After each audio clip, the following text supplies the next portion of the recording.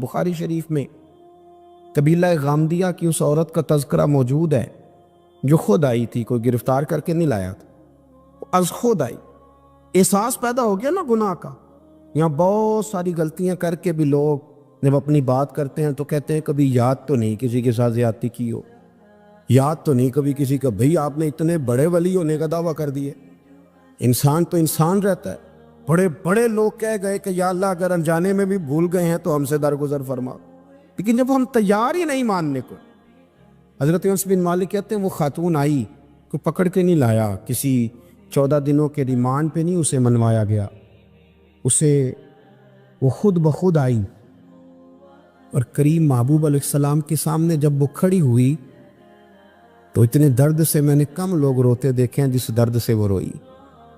عرض کرنے لگی حضور میں غلطی کر بیٹھی ہوں، مجھ سے زنا ہو گیا، مجھے پاک کر دے۔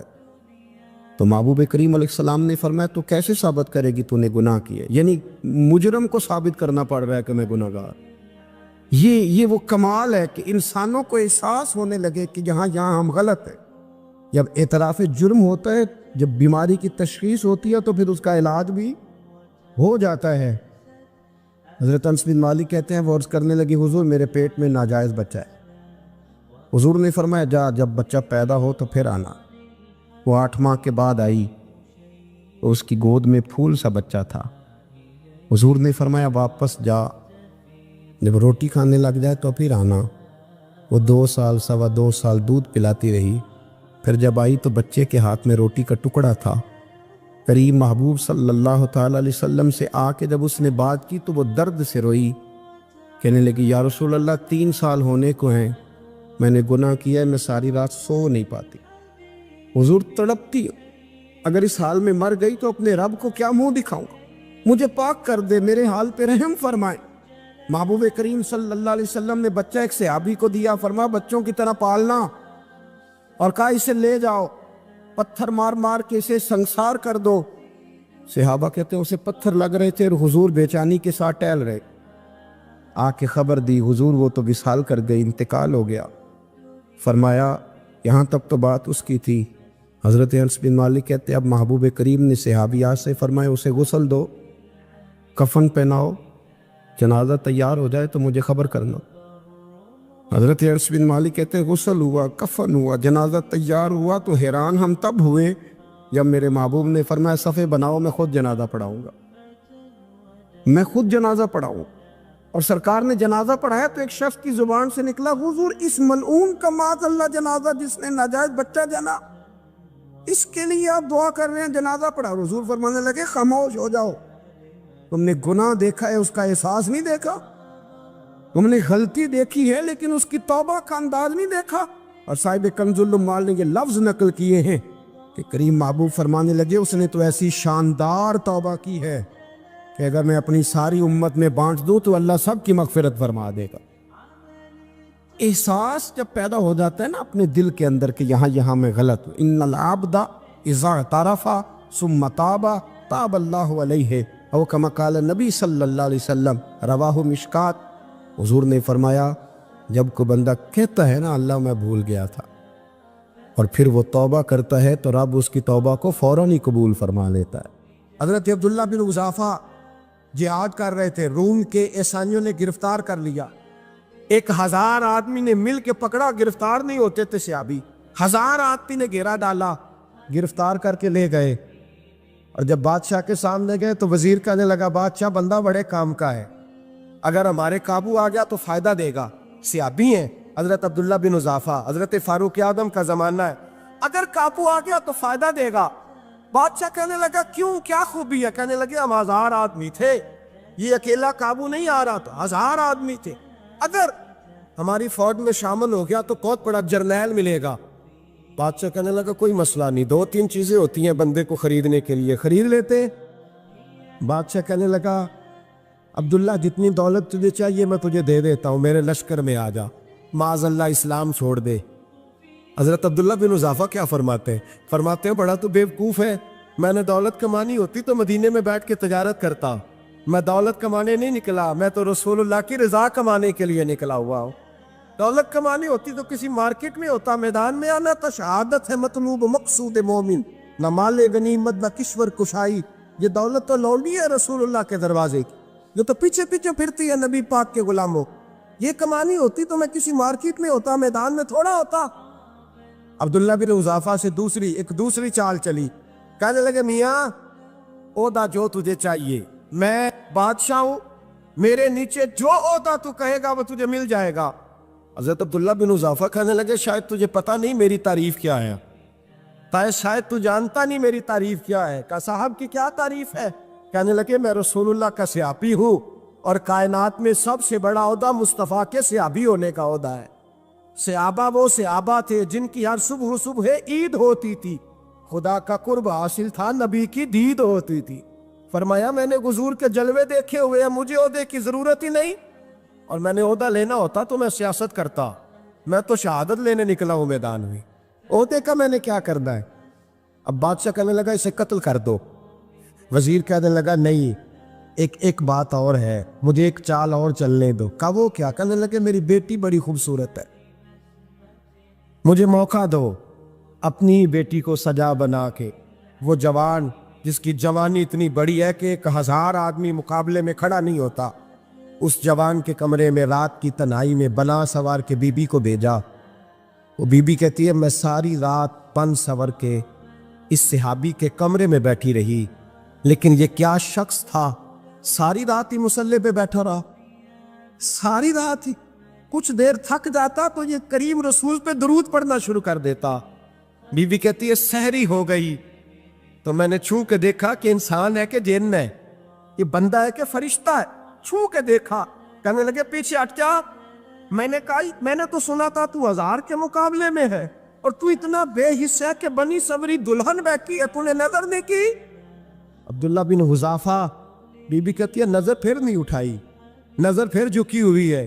کہنے لگے بی بی میں مجبور ہوں، اب میرے اوپر کوئی حسن نہیں چلتا، میں نے جلوائے بددہا کا دیدار کیا ہوا ہے، اب میری نگاہوں میں جچتا نہیں کوئی، اس لیے کہ جیسے میرے سرکار ہے ایسا نہیں کوئی، کبھی بھی اب نہیں کسی کا میرے اوپر جادو چلتا۔ میں نے مصطفیٰ کو، اور کہا ذرا پیچھے ہٹ کے بیٹھ، مجھے میرے رسول نے غیر محرم سے بچنے کا حکم دیا ہے، ذرا پیچھے ہٹ کے بیٹھ۔ سحری کا وقت تھا تو بی بی کہتی ہے اس نوجوان کے جملے میرا سینہ چیر گئے، کلیجہ پھٹ گیا، چیخ نکلی، میں کفر کے عالم میں روئی۔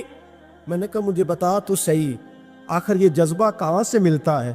آخر یہ روشنی تو میں نے دیکھی نہیں، کہاں سے آتی ہے؟ ایک میرا باپ ہے جو بنا سور کے مجھے تیرے کمرے میں چھوڑ گیا، بتلا یہ کہاں سے کیف آتے ہیں؟ عبداللہ بن حذافہ کہنے لگے اگر کیف لینا ہے تو بھی میرے مصطفیٰ کا کلمہ پڑھ جا، آجا دروازے رسول پہ جھک جا، مل جائے گا۔ سویرے دروازے پہ باپ آیا بیٹی سے رزلٹ لینے، دروازہ کھولا تو بیٹی نقاب پہنے باہر آئی۔ باپ کہنے لگا کیا بلا؟ کہنے لگی پیچھے ہٹا، تو غیر محرم ہے، کافر ہے، میں مسلمان ہوں۔ اس نے کہا کیا ہوا؟ کہنے لگی تیرے جیسے کو باپ کہوں، تیرے جیسے کو جو مجھے استعمال کر رہا تھا، میں تجھے باپ نہیں مانتی، میں اب رسول والی ہو گئی، میں حضرت فاطمہ کی کنیزہ ہو گئی، میں اب نبی کریم کی خادمہ ہوں، خبردار میرے قریب نہ آنا۔ یہ داؤ بھی ناکام ہوا۔ اب حضرت عبداللہ بن حذافہ کے سامنے موت کھڑی کی، ایک کڑا میں تیل گرم کیا، کہنے لگے تجھے اس میں جلایا جائے گا۔ حضرت عبداللہ بن حذافہ رضی اللہ تعالیٰ عنہ جب جلنے کے قریب ہوئے تو رونے لگے۔ روم کا بادشاہ کہنے لگا شاید ڈر گیا ہے، کہنے لگے اب سمجھ آئی ہے، اب تجھے پتہ چلا ہے، چلا آ جا۔ حضرت عبداللہ بن حذافہ کہنے لگے تو کافر ہے، تیری کافروں والی سوچ ہے، اس لیے نہیں رویا کہ موت سے ڈر گیا ہوں، میں تو اس لیے رویا ہوں کہ ایک جان ہے وہ نبی پاک پہ قربان ہو رہی ہے، کاش رب مجھے 1000 جان دیتا، میں ساری مصطفیٰ پہ قربان کر دیتا۔ ایک سنار نے گلی میں یتیم چھوٹے سے بچے کو گھومتے دیکھا تو سنار بے اولاد تھا، بچے کو اٹھا کے گھر لے آیا، 18 سال اس بچے کی پرورش کی، اس کو پالا پوسا، جوان کیا۔ سنار کے پاس وہ دکان پہ چلا جاتا، وہ کئی دفعہ دکان پہ رہتا، کئی دفعہ گھر میں رہتا۔ ایک دفعہ وہ دکان پہ تھا، بچہ گھر تھا، 18 سال کا جوان، اس کی بیوی اکیلی تھی۔ وہ جس نے ماں بن کے پالا تھا اس نے اسی پہ حملہ کر دیا، اس کا بازو بری نیت سے تھاما۔ بیوی چیخی، تھوڑی دیر گزری تو وہ نوجوان پیروں میں بیٹھ گیا، کہنے لگا اماں پتہ نہیں مجھے کیا ہوا۔ شام کو سنار آیا، بیوی چیخنے لگی، چلانے لگی، کہنے لگی آج عجیب بات ہوئی، جس کو میں نے جگر کا خون دے دے کے پالا اسی نے گندی نظر ڈالی۔ سنار محب حیرت ہے، بیوی کا خیال تھا کہ لات اٹھائے گا، ڈنڈا اٹھائے گا، نوجوان کو مارے گا، لیکن وہ رونے لگ گیا۔ اس نے کہا آج اس نے میرا بازو تھاما ہے، جانے کیا کیا ہے۔ پریشان ہونے لگ گیا، سجدے میں گر گیا، کہا تو بتاتا کیوں نہیں؟ تو وہ سنار کہنے لگا اس کی غلطی نہیں، 18 سال کے بعد آج مجھ پر بھی شیطان سوار ہوا تھا۔ ایک عورت آئی تھی، وہ اپنے بازوؤں میں چوڑیاں پہننا چاہتی تھی تو میں نے بھی گندی نظر سے ہاتھ ڈالا تھا، رب کریم نے مجھے فوراً اس کی سزا دی۔ جن کے گھروں میں بیٹیاں ہوتی ہیں ان کی نظریں گندی نہیں ہوتی، جو بیٹیوں کے باپ ہوتے ہیں، جو بہنوں کے بھائی ہوتے ہیں، ان کی نظریں گندی۔ اور اگر تو ٹیلی فون کرتا ہے، تو کسی عورت کے ساتھ تعلق رکھتا ہے تو یہ بات لکھ لے، امام فخر الدین رازی 1، علامہ اسماعیل حقی 2، ملا جلال الدین رومی 3، امام خازن 4، امام جلال الدین سیوطی 5 حدیث کے استاد اور محدث لکھتے ہیں کہ اگر تو کسی پر گندی نظر ڈالے گا تو تیرا گھر بچ سکتا، یاد رکھ نہیں بچے، اس لیے کہ تیری نظر ہے، کسی کی بیٹی کو بیٹی سمجھ تاکہ تیری بچی کا پردہ قائم رہے، کسی کی بہن کو، یہ کیا بات ہوئی کہ تو جتنا مرضی گند معاشرے میں پھیلاتا رہے تیرا گھر بچا رہے، یہ کیسے ہو سکتا؟ فَإِنَّ لَهُ مَعِيشَةً ضَنْكَ، اللہ فرماتے ہیں زندگی تنگ ہو جائے گی تیرے لیے مشکل، تو ڈھونڈتا پھرے گا کہ میں مرنے کو جگہ تلاش کروں۔ سچی توبہ کرے، کھری توبہ۔ یہ گناہ انسان کو مجبور کر دیتے۔ حضرت عبداللہ بن مبارک رحمۃ اللہ تعالیٰ علیہ، ان کے سینکڑوں شاگرد تھے، ایک شاگرد کے انتقال کا وقت آیا تو گھر گئے ملنے، آپ کہتے ہیں میں نے زور لگا لیا پر اس کی زبان پر کلمہ جاری نہیں ہوا، میں اسے کہتا کلمہ پڑھ پر اس کی زبان پر جاری، اللہ اکبر، بہت بڑی نعمت ہے، دعا فرمائے اللہ ایمان کی موت عطا فرما، ایمان کی موت دے اللہ کریم، ایمان کی موت دے۔ ایسے بھی لوگ دیکھیں ہیں، مسجد نبوی ہے، رسول اللہ کا شہر ہے، سر سجدے میں ہے، روح پرواز کر گئی، روح پرواز، کہ کتنا نصیبوں والا ہے، کتنا نصیبوں والا ہے کہ مسجد نبوی میں سر سجدے میں رکھا ہے، اور اللہ تبارک و تعالیٰ نے محبوب کے قدموں میں موت عطا فرمائی۔ اور حضرت عبداللہ بن مبارک کہتے ہیں میں نے اس کو کہا کلمہ پڑھ تو اس کی زبان پہ جاری نہیں ہوتا، میں بار بار کہتا تو وہ منت کرتا، کہتا حضور میں کوشش کرتا ہوں جاری نہیں ہوتا۔ فرماتے میں پریشان ہو کے اٹھا، ابھی میں دروازے پہ پہنچا تھا، اس نے چیخ ماری اور روح پرواز کر گئی، بچے رونے لگے، بیوی رونے لگی، تو میں نے اس کی بیوی سے کہا کہ یہ جرم کیا کرتا تھا، اتنا بڑا پاپی پہ کلمہ جاری نہیں ہوا۔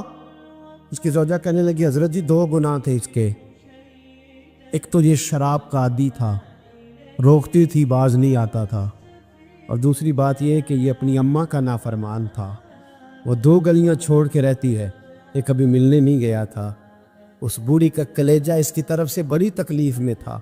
حضرت عبداللہ بن مبارک کہنے لگے جا تو بھی دعا کر، اس کی ماں کو بھی کہہ دعا کرے کہ یہاں تو یہ کلمہ نہیں اسے نصیب ہوا، اللہ کرے اللہ آخرت کی منزلیں اس کی بہتر فرما دے۔ حضور صلی اللہ علیہ وسلم کے پاس ایک مہمان آ گئے رات کے وقت میں، جب وہ آئے تو حضور نے پوچھا کھانا کھانا ہے؟ تم نے کہا کھانا ہے۔ جھوٹ اور بھوک کو جمع کرنا منع ہے؟ کہا جی کھانا ہے۔ تو حضور صلی اللہ علیہ وسلم نے فرمایا ازواج مطہرات کے گھروں میں پتہ کرو کچھ ہے۔ حضرت ام سلمہ کے گھر میں پتہ کیا تو کہا یا رسول اللہ 4 دن سے روٹی نہیں پکی۔ حضرت زینب سے پوچھا تو کہا حضور کئی دن سے چولہا ہی نہیں جلایا۔ حضرت عائشہ صدیقہ، حضرت میمونہ، حضرت سودا، تمام گھروں سے بظاہر یہ 2 جہاں کے شاہ ہیں پر پاس کچھ رکھتے نہیں، 2 جہاں کی نعمتیں ہیں ان کے خالی ہاتھ میں، ہر چیز ہے پر فقر اختیاری ہے، کوئی شے نہ ملی۔ نبی پاک صلی اللہ علیہ وسلم نے مسجد میں اعلان کیا، فرمایا کون ہے جو میرے مہمان کو روٹی کھلائے؟ ان لفظوں کا حسن کوئی حسن والا ہی سمجھ سکتا ہے، فرمایا کون ہے جو میرے مہمان کو کھانا کھلائے؟ تو ایک صحابی لے گئے اور اٹھے، وہ صحابی جو صحابہ میں غریب تھے، ایک انصاری جو غریب آدمی تھے، بہت زیادہ امیر آدمی اللہ کی راہ میں خرچ نہیں کر پاتا، اس کے لیے مشکل ہو جاتا ہے۔ اس کے لیے بہت امیر آدمی جو ہوتا ہے نا، وہ جتنا زیادہ امیر ہوتا ہے نا، اتنی دیوار اس کے گرد کھڑی ہو جاتی ہے پیسوں کی، مشکل ہو جاتا ہے اس کے لیے۔ غریب آدمی کھڑے ہوئے، اگرچہ میرے محبوب کے غلاموں میں جو بڑے امیر تھے وہ بھی خرچ کرنے میں بڑے آگے تھے، حضرت عثمان غنی رضی اللہ تعالیٰ عنہ، حضرت عبد الرحمن ابن عوف، حضرت ابو بکر صدیق رضی اللہ۔ لیکن یہ غریب آدمی کا حضور میں لے جاؤں گا، میں لے کے جاؤں، اور یہ بخاری مسلم ہے، حضور نے فرمایا لے جاؤ۔ وہ اب سے آپ بھی گھر لے گئے اور بیوی سے مشورہ کیا، بات پہ غور کرنا، ہر چیز کی بھوک دیکھی جا سکتی ہے، بچوں کی نہیں دیکھی جا سکتی۔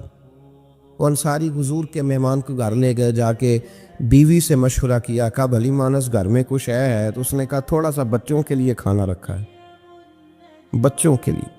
بچے تو بزدل کر دیتے ہیں، بچے تو آدمی کو بزدل کر دیتے ہیں، بچے تو مار دیتے ہیں، کلیجہ پھٹ جاتا ہے بچہ بھوکا ہو تو، نیند نہیں آتی۔ اب صحابی اپنی بیوی سے کیا کہتے ہیں؟ کہتے ہیں بچوں کو بہلا کے سلا دے، اور رسول اللہ کے لیے نہیں، رسول اللہ کے مہمان کے لیے، بھائی نبی پاک کے لیے نہیں، حضور کے تجھ سے در در سے سگ اور سگ سے ہے مجھ کو نسبت، میری گردن میں بھی ہے دور کا پٹکا تیرا، تجھ سے در در سے سگ سگ سے ہے مجھ کو نسبت۔ لمبی بات ہے کہ بچوں کو سلا دو۔ بی بی نے بچوں کو سلا دیا تو میاں بیوی کا مشورہ ہوا کہ مہمان کے ساتھ بیٹھ کے روٹی کھانا بھی سنت ہے۔ تو اب مہمان کے ساتھ بیٹھ کے کھانا بھی ہے تو کھانا ہے ایک دو آدمی کا۔ اب خاوند اپنی بیوی کو تیار کرتا ہے کہ میں بھی کھانے پہ بیٹھ جاؤں گا، تو بھی بیٹھ جانا، اور جب مہمان کھانے میں ہاتھ ڈال لے تو اٹھنا، کہنا او ہو دیا تو صحیح کیا ہی نہیں، ابھی بجھ جائے گا، اور جا کے دیا بجھا دینا۔ ہم ہاتھ ہلاتے رہیں گے، مہمان روٹی کھاتا رہے گا۔ اور یار اس درد کو، اس کیف کو سمجھو، گھر میں بچے بھی بھوکے، بچوں کی ماں بھی بھوکی، بچوں کا باپ بھی بھوکا، دسترخوان پہ روٹی لگ گئی، روٹیاں چون ڈالیں، بی بی اٹھی کہنے لگی او ہو چراغ تو صحیح کیا ہی نہیں، یہ تو بجھ جائے گا۔ حوصلے مند بی بی جس نے بچے بھوکے سلا دیے، وہ بھوکے سوئے ہوئے بچوں کی بھوکی اماں اٹھی اور اپنے خاوند کی تابع داری میں اٹھی، میں گڈی تے ہاتھ ڈور سجن دے، وہ جنج رکھے اونج رہنا ہے، اٹھی اور اس نے نہ دیا ٹھیک کرنے کے بہانے بجھا دیا۔ مہمان روٹی کھاتا رہا اور رسول اللہ کے نوکر قربانی دیتے رہے، وہ روٹی کھا کے سیر ہو کے بستر بچھایا تو سو گیا۔ یہ میاں بیوی ساری رات بچوں کی طرف دیکھتے رہے اور غور کرتے رہے اور راضی رہے کہ ہم نے حضور کا فریضہ نبھایا ہے۔ قربان جاؤں محبوب پہ، بے خبر ہو جو غلاموں سے وہ آقا کیا ہے۔ وہ صحابہ وہ اگر قربانیاں دیتے تھے تو جو اعزاز ملتا تھا وہ بھی بڑا شان والا ہے۔ صحابی کہتے ہیں میں فجر کی نماز پڑھنے مسجد آیا، پہلا قدم رکھا تو میرے کریم بولے، حضور نے فرمایا رات جو تو نے اور تیری بیوی نے عمل کیا ہے خدا کو بھی بڑا پسند آیا ہے، محمد مصطفیٰ کو بھی بڑا پسند ہے۔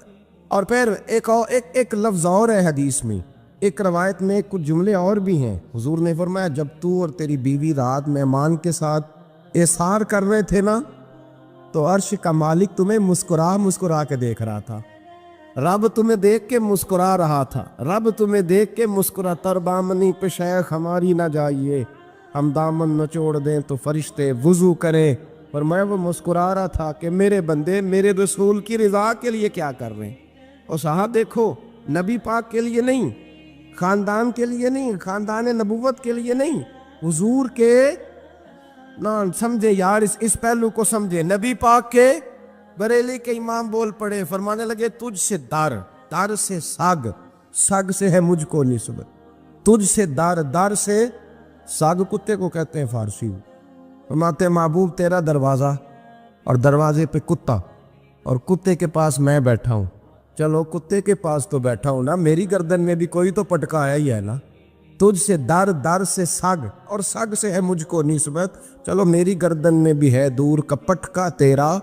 قرآن مجید بول اٹھا، رب کریم نے فرمایا حبیب یہ تیرے غلام وہ ہیں کہ وَيُقْصِرُونَ عَلَىٰ أَنفُسِهِمْ وَلَوْ كَانَ بِهِمْ خَصَاصَةٌ، فرمایا ان کا حال یہ ہے کہ جس چیز کی شدید حاجت ہوتی ہے وہ بھی اپنے بھائیوں پہ قربان کر دیتے، وہ دے دیتے ہیں تیرے نام پہ، جب مکے والے مدینے آئے انصار مدینہ تو میرے مصطفیٰ کریم نے فرمایا نہ تمہاری نسلیں ایک ہیں نہ قبیلے ایک ہیں، لیکن تمہارا نبی ایک ہے، تمہارا رسول ایک، خدا ایک، کتاب ایک، تمہارا میری وجہ سے رشتہ ہے، چلو اپنے بھائیوں کے ساتھ احسار کرو، چلو احسار کرو۔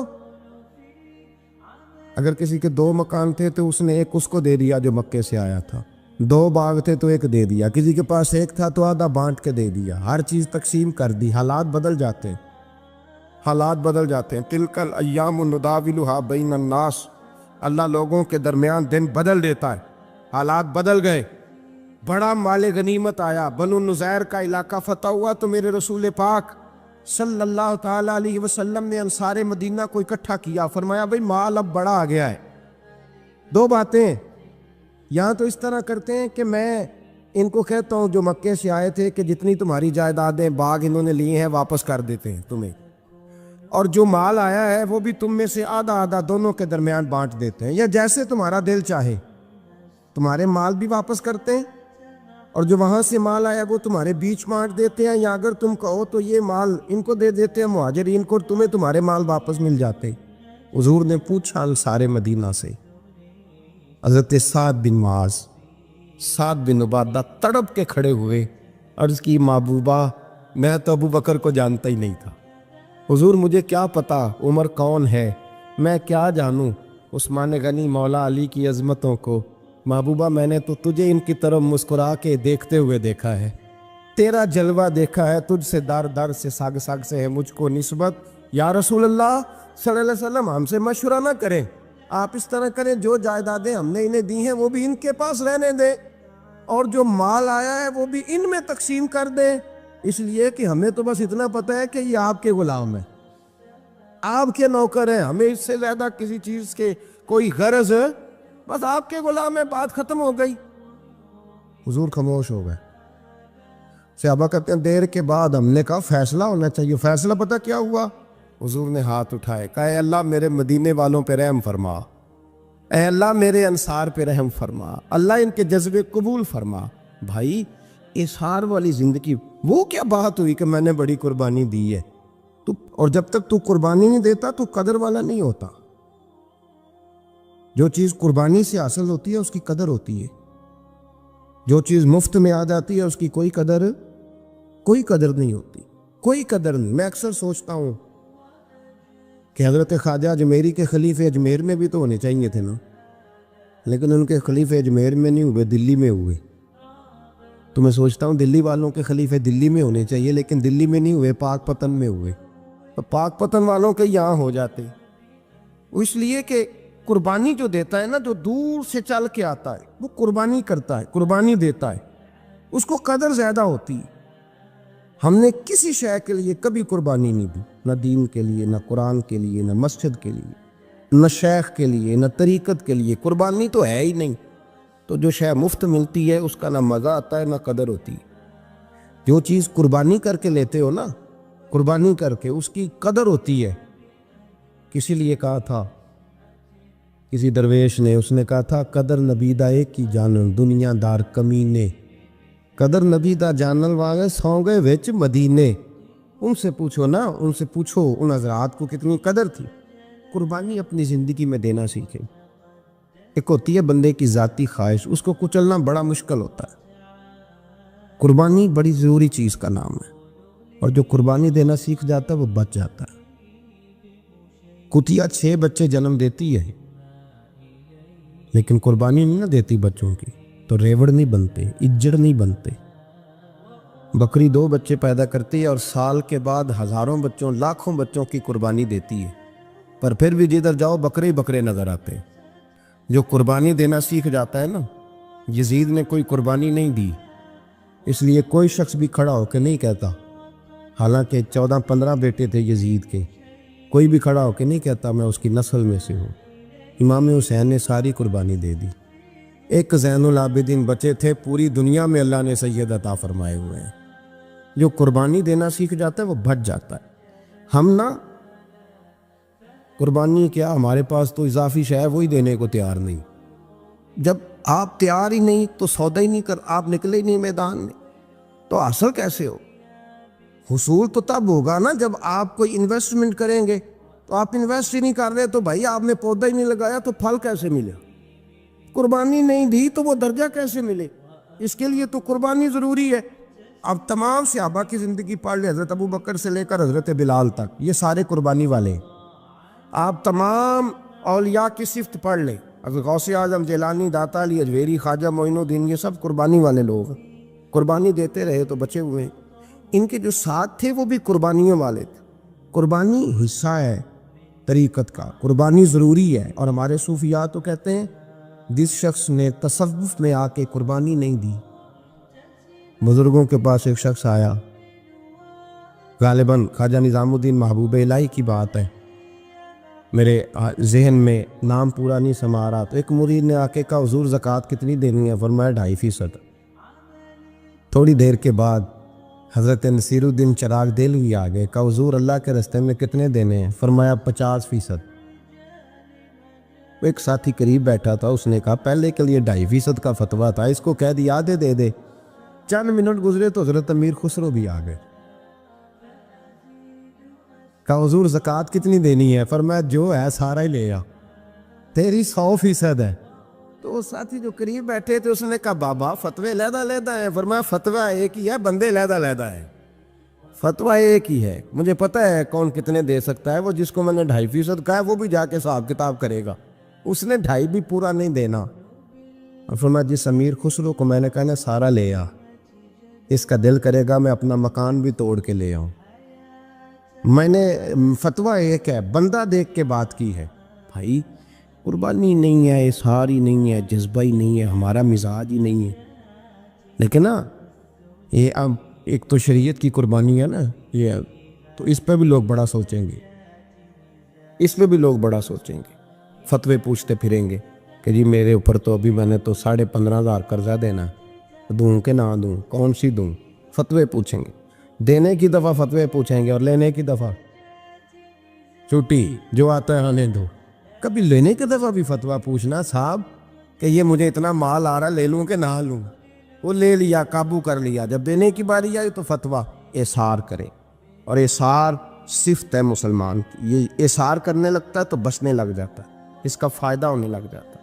قربانی دینے لگ جاتا ہے تو بچ جاتا ہے. کسی نے کہا تھا سن اے مسلمان، یہ نقطہ فیض قرآنی میں ہے، عظمت و اسلام اور مسلم صرف قربانی میں ہے. اگر تو جینا چاہتا ہے تو قربان ہو. حضرت سیدنا ابو بکر صدیق فرماتے ہیں میں حضور کے سامنے بیٹھا، ایک شخص آیا، اس نے آ کر کے کہا یا رسول اللہ صلی اللہ تعالی علیہ وآلہ وسلم، یہ میرے ہاتھ کے اندر خنجر ہے، میں قتل کر کے آیا ہوں. قاتل کھڑا ہوا. ایک طرف قرآن مجید کا حکم ہے کہ جس نے ایک آدمی کو قتل کیا پوری انسانیت کو قتل کیا. حضور یہ خنجر ہے، قتل کر کے آیا ہوں. میرے مصطفیٰ نے فرمایا کس کو قتل کیا؟ عرض کی حضور سگی بہن کو مارا ہے. سگی بہن تھی، میں نے قتل کر دی. میرے نبی پاک صلی اللہ علیہ وسلم نے فرمایا کیوں مارا؟ پیار نہیں تھا؟ کہا موبا بہن سے کس کو پیار نہیں ہوتا، بڑا پیار تھا، پر مارا کیوں؟ تو صحابی رونے لگے، کہنے لگے محبوبہ میں بڑا پیار کرتا تھا، پر وہ کافرہ تھی، مشرکہ تھی، بڑا پیار کرتا تھا. جب بھی اس کے پاس جاتا وہ آپ کے بارے میں بات چھیڑ دیتی. میں اس کو کہتا سارا کچھ کر لے، میرے نبی کے بارے میں بات میں کر دوں، میں ہر شے سہ لیتا، پر مصطفیٰ کریم کی ذات کے بارے میں کوئی بات برداشت کرنے کی طاقت نہیں رکھتا. یہ والا جملہ نہ کہنا. میں اس کو روکتا، منع کرتا، وہ باز نہ آتی. کہتے ہیں آج اس نے اتنی سخت بات کی کہ میں اس کا گلا کاٹ آیا ہوں، قتل کر دیا ہے. حضور میرے لیے حکم کیا ہے؟ تو نبی پاک نے فرمایا جا، تیرے اوپر کوئی سزا نہیں، تو نے جو کیا ہے اچھا ہی کیا ہے، نہیں اچھا کر ڈالا ہے جو تو نے کیا ہے. ایک صحابی نابینا تھے، آنکھوں سے نظر نہیں آتا تھا، رشتہ کوئی نہیں دیتا تھا، معذور آدمی تھے. نکاح ہوا، شادی ہوئی، 2 بیٹے دیے اللہ، گھر بس گیا، بیوی کپڑے دھو کے دیتی، خدمت کرتی، روٹی پکا کے دیتی، بچے بڑے حسین تھے. اور وہ صحابی خود فرماتے ہیں، نابینا صحابی کہتے ہیں موتیوں کی طرح کے میرے بچے، جو بھی آتا آ کے کہتا تیرے موتیوں کی طرح کے لال ہیں. لیکن آپ فرماتے ہیں ایک صبح اعلان ہو گیا، مدینے میں شور ہو گیا، کچھ نابینا صحابی کی بیوی قتل ہو گئی، کسی نے خنجر کے دبایا، مر گئی ہے. کہتے ہیں اس کے لواحقین اکٹھے ہوئے، در رسالت امام پہ آئے، آگے کہنے لگے حضور ہمارا قاتل ڈھونڈ کے دیں، ہماری بیٹی کو کس نے مارا؟ میرے رسول پاک نے مجمع پہ نظر ڈالی، فرمایا بھائی مجھے کہنے کی ضرورت نہ پڑے، اگر قاتل موجود ہے تو خود اٹھ جائے۔ خود اٹھے، وہ نبینا صحابی بیچ میں سے اٹھ کے کھڑے ہو گئے، کہنے لگے سونیا قاتل کوئی باہر نہیں، میں خود قاتل ہوں، میں نے مارا ہے، میں قاتل ہوں، میں نے مارا ہے۔ مصطفیٰ کریم سید عالم صلی اللہ علیہ وسلم نے فرمایا تجھے تو اس کی بڑی ضرورت تھی، بڑی حاجت تھی، تیری بیوی تھی، تیرا گھر سنبھالتی تھی، تیرے بچے تھے۔ صحابی عرض کرنے لگے حضور سارا کچھ ٹھیک تھا پر وہ آپ کی بے ادب تھی حضور، اس کے آنے سے میرا گھر بس گیا، روٹی پکنے لگی، کپڑے ملنے لگے، اولاد ہونے لگی، میں دنیا پہ آ گیا، لیکن محبوبہ میں نے وہ سکھ کیا کرنے ہیں جو تیری بے ادبی پر تعمیر کیے جائیں۔ یا رسول اللہ مجھے کیا حاجت اس چیز کی، اس میں آپ کا پیار ہی نہ ہو، یا رسول اللہ آپ کی محبت ہی نہ، حضور میں نے قتل کر ڈالا ہے، مجھے بیوی نہیں چاہیے، مجھے وہ والی چاہیے جس کی زبان پر رسول اللہ کے نام کے ترانے ہو، جو حضور کی محفل کرنے والی ہو، نعت پڑھنے والی ہو، جو نبی پاک علیہ السلام کی ازواج کا، اولاد کا، بیٹیوں کا ذکر کرنے والی، مجھے وہ بیوی نہیں چاہیے جو بیوی بے ادبی کرے۔ میرے نبی پاک صلی اللہ علیہ وسلم نے محلے داروں سے پوچھا، فرمایا بات اس کی ٹھیک ہے؟ کہا حضور واقعی بے ادب تھی۔ نبی پاک نے فرمایا اٹھو پھر چلے جاؤ، اس نے انسان نہیں مارا، اس نے گستاخ رسول کو مارا ہے، اس نے ایک گستاخ رسول کو مارا ہے۔ بھائی یاد رکھے نبی پاک کا پیار ایمان کا حصہ ہے، اس میں کوئی کمپرومائز نہیں۔ حضرت ابو عبادہ بن جراح نے میدان کے اندر اپنے باپ کو قتل کیا، باپ کو مارا۔ حضور سید عالم صلی اللہ علیہ وسلم نے کہا ابو عبادہ تو نے باپ ہی مار دیا ہے؟ کہا حضور باپ نہیں چاہیے، رسول اللہ کا وفادار چاہیے، حضور وفادار چاہیے۔ نبی پاک صلی اللہ تعالیٰ علیہ وآلہ وسلم کی محبت اصل دین ہے، اصل دین۔ صحابہ کرام نے ہر چیز سے بڑھ کر رسول پاک سے پیار کیا، ہر چیز سے بڑھ کر، بھلا دی دنیا ساری انہوں نے، لیکن رسول پاک سید عالم صلی اللہ علیہ وسلم کا پیار انہوں نے اپنے دل سے نہیں بلایا، اپنی اولادیں لا کے حضور کی خدمت میں پیش کر دی، اپنے بچے لا کر پیش کر۔ حضرت عائشہ صدیقہ رضی اللہ تعالیٰ عنہ فرماتی ہیں ساری زندگی ابو بکر صدیق نے ڈانٹا نہیں، میرا باپ رفیق تھا، شفیق تھا، مہربان تھے، کوئی کبھی انہوں نے سخت گھورا بھی نہیں ہماری طرف۔ لیکن کہتی ہے ایک دن میں حضور کے ساتھ گفتگو کر رہی تھی، بچی تھی، میری آواز ذرا بلند ہوئی تو کہتے ہیں جناب ابو بکر صدیق رضی اللہ تعالیٰ عنہ باہر سے دوڑے آئے، اندر آئے، حضرت ابو بکر نے تھپڑ اٹھایا، میرے منہ پہ مارنے لگے، حضور آگے بڑھے، بچایا۔ میں نے کہا ابا جی آپ نے تو گھورا بھی کبھی نہیں، یہ کیا ہوا؟ حضرت جناب عائشہ صدیقہ کہتے ہیں ابو بکر صدیق رو پڑے، کہنے لگے عائشہ میرے اوپر سے پہاڑ بھی گزر جائیں تو مجھے تکلیف نہیں ہوتی، اور میرے مصطفیٰ کے سامنے کوئی اونچا بولے بھی تو میرا دل ٹوٹ جاتا ہے۔ خبردار، حضور سید عالم، حضرت عمر کا زمانہ تھا، کچھ لوگ آئے کہیں اور کے رہنے والے، مسجد نبی میں اونچی آواز میں بولنے لگے، اونچی آواز میں باتیں کرنے لگے۔ حضرت عمر نے بلایا، فرمایا ادھر آؤ، کون ہو، کہاں سے آئے ہو؟ کہنے لگے کوئی شام کا ہے، کوئی کسی ملک کا ہے۔ آپ فرمانے لگے تمہیں پتہ نہیں یہ روضہ رسول ہے؟ تمہیں پتہ نہیں یہ حضور کی مسجد ہے؟ لا ترفعوا اصواتکم فوق صوت النبی، تمہیں خبر نہیں تم کہاں آئے ہو؟ فرمایا اگر تم مدینے کے رہنے والے ہوتے میں تمہیں دروں سے مارتا، تمہیں سزا دیتا، تمہیں ادب رسول کا نہیں پتا، تمہیں رسول اللہ صلی اللہ علیہ وسلم کے طریقے کا نہیں پتا۔ نبی پاک صلی اللہ علیہ وسلم کے وجود سے خون نکلا، حضور نے حضرت عبداللہ بن زبیر سے کہا ٹھکانے لگا دو، جاؤ ٹھکانے لگا دو، ایسی جگہ لگاؤ جہاں کسی کی نظر نہ پڑے، خون بہتا ہوا خون حرام ہے، قرآن پاک نے بیان کیا ہے، کہا ٹھکانے لگا دو۔ حضرت عبداللہ بن زبیر باہر نکلے اور حضور کا جو خون تھا وہ پی گئے۔ حضور نے کہا تھا پی لینا، کیا کہا تھا؟ ٹھکانے لگا دو، پی گئے۔ واپس آئے تو مصطفیٰ نے فرمایا کہاں ٹھکانے لگایا؟ کہا یا رسول اللہ ایسی جگہ جہاں کسی کی نظر نہیں پڑے گی، ایسی جگہ جہاں کسی کی نظر نہیں پڑے گی۔ حضور نے فرمایا پی گئے ہو؟ کہا حضور پی گیا ہوں۔ فرمایا جاؤ، نبی کا وعدہ ہے تمہارے وجود کو جہنم کی آگ چھوئے گی بھی نہیں۔ ہم وہ والا پیار کرتے ہیں جو حضور نے کہا ہے۔ حضرت ام ایمن نبی پاک کی دائی تھی، حضور کی رضائی والدہ تھی، سرکار کی طبیعت مبارک علیل ہوئی تو حضور نے ویسے نبی پاک جب پخانہ کرتے تھے تو حضرت عائشہ صدیقہ فرماتی ہیں حضور کے پخانے سے کستوری سے بھی زیادہ خوشبو آیا کرتی۔ اور آپ حضرت انس بن مالک فرماتے ہیں حضور کھیتوں میں پخانے کے لیے جاتے میں ساتھ جاتا، جہاں نبی پاک صلی اللہ علیہ وسلم پخانہ کرتے میں وہاں جا کے دیکھتا تو کوئی شے نہ ہوتی، میں کہتا حضور کہاں گیا؟ اللہ کے رسول فرماتے جب میں پخانہ کرتا ہوں تو زمین کھل جاتی ہے، میرا پخانہ اندر سمو لیتی ہے۔ حضور کے پخانے اور پیشاب سے کستوری کی خوشبو آتی تھی، کستوری کی خوشبو آتی تھی۔ حضرت ام ایمن رضی اللہ تعالیٰ عنہ کہتی ہیں حضور نے پیشاب کیا، طبیعت مبارک قلیل تھی تو لکڑی کے ایک برتن میں حضور نے پیشاب کیا اور کہا اماں جی اس کو باہر رکھا ہے، کہیں باہر ٹھکانے لگائیں۔ حضرت ام ایمن کہتی ہے میں نے اسے ہاتھ لگایا تو میرے وجود سے بھی خوشبو آنے لگی، میرا جسم مہکنے لگا۔ حضرت ام ایمن کہتی ہے میں باہر جا کے نکال کے دکھاؤ کسی حدیث سے کہ رسول پاک نے فرمایا ہو میرا پخانہ پی جانا۔ حضرت ام ایمن باہر گئیں، نبی پاک کا پیشاب مبارک پی گئیں، واپس آئیں تو حضور نے فرمایا اماں کہاں رکھا ہے؟ کہنے لگی محبوبہ وہاں رکھا ہے، کسی کی نظر نہیں پڑے گی۔ حضور نے فرمایا پی گئی ہو؟ کہا حضور پی گئی ہوں۔ فرمایا جاؤ میرا وعدہ ہے قیامت تک تمہیں پیٹ کی بیماری کوئی نہیں لگے گی، جب تک زندہ رہو گی پیٹ کی بیماری۔ حضور نے کہا تھا کہ پی جاؤ نا۔ بھائی یاد رکھے رسول اللہ صلی اللہ علیہ وسلم کے صحابہ جو حضور کی تعظیم کرتے ہیں تو اس کا حکم نہیں دیا نبی پاک، لیکن وہ جانتے جب تعظیم کی باری آئے تو جو بھی کام تعظیم کا ہوگا، جو کام بھی عزت کا ہوگا وہ عزت دی جائے گی۔ ایک صحابی حضور علیہ السلام کی گھوڑے کو کجاوا بالا کرتے تھے، کاٹھی ڈالتے تھے۔ حضور نے کہیں نہیں کہا کہ وضو کر کے ڈالنا، غسل کر کے ڈالنا، کہیں نہیں کہا۔ رسول پاک صلی اللہ علیہ وسلم رات کو کہہ دیتے کہ صبح جانا ہے تو گھوڑا تیار کر دینا، اونٹ تیار کر دینا۔ ایک دن اللہ کے محبوب سویرے اٹھے، گھوڑا تیار تھا، حضور بیٹھے تشریف لے گئے۔ جب تشریف لے گئے نبی پاک صلی اللہ علیہ وسلم تو حضور واپس آئے تو بلایا، ان سے ابھی کا نام تھا حضرت اسلح بن شریک، ان کو بلا کے حضور نے فرمایا یار آج کجاوا تو نے نہیں باندھا۔ وہ رونے لگے، کہنے لگے محبوبہ اس کا مطلب ہے میرا باندھنا آپ کو پسند آتا ہے، اس کا مطلب ہے میری خدمت قبول ہے۔ فرمایا تو نے نہیں باندھا؟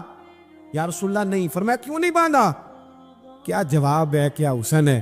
کہنے لگے یا رسول اللہ میں صبح اٹھا تو میرے اوپر غسل فرض تھا، اگر میں بغیر غسل کے ہاتھ لگاتا حضور کو نہیں نبی پاک کے گھوڑے کے کجاوے کو، کہا حضور گھوڑے کے کجاوے کو بغیر غسل کے ہاتھ لگاتا تو بے ادبی تھی، اور اگر غسل کرتا تو حکم ماننے میں دیر ہوتی تھی، یہ بھی بے ادبی تھی، لہذا کسی اور کی ڈیوٹی لگائی۔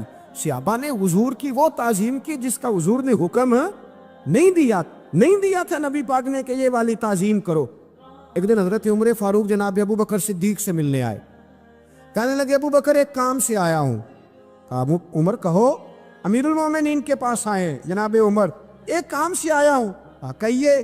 کہنے لگے ایک شے کی ضرورت ہے، مانگوں گا تو آپ دے دیں گے؟ جناب عمر فاروق رضی اللہ تعالیٰ عنہ کہنے لگے میرے بس میں ہی تو ضرور دے دوں گا، تو میرا بھائی ہے بات تو کر۔ تو حضرت عمر نے پتہ کیا مانگا؟